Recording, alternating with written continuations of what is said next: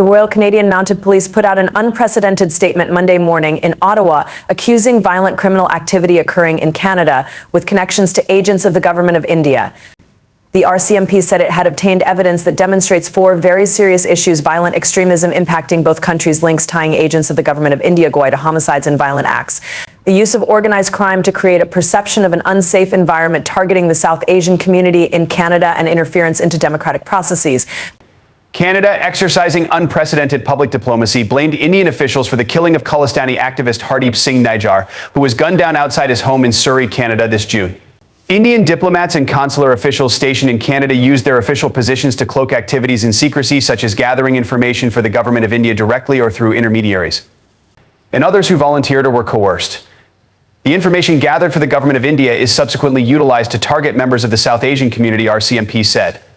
In a statement after the RCMP news conference, Canadian Foreign Affairs Minister Melanie Joly said that Canada expelled 6 Indian diplomats after India refused to waive their diplomatic and consular immunities and cooperate with the police investigation.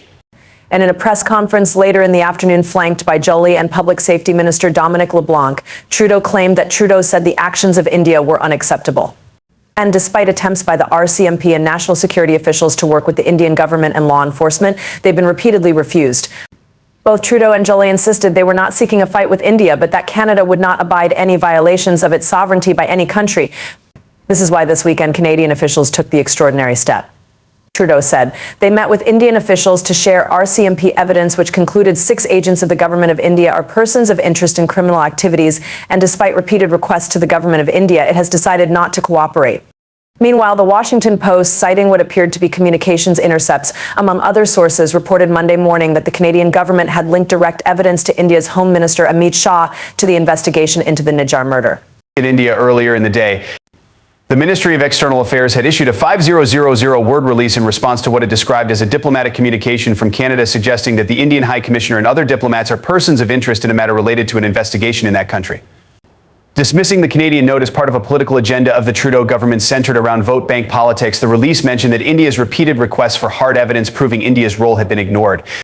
Instead, the Trudeau government has consciously provided space to violent extremists and terrorists to harass, threaten, and intimidate Indian diplomats and community leaders in Canada, it said, warning that India reserved the right to take further steps. Sure enough, hours later came another release saying the Canadian Acting High Commissioner Stuart Wheeler had been summoned by the Secretary East and told that since India had no faith in the current Canadian government's commitment to ensure their security, New Delhi had decided to withdraw its the High Commissioner and other targeted diplomats and officials from Canada.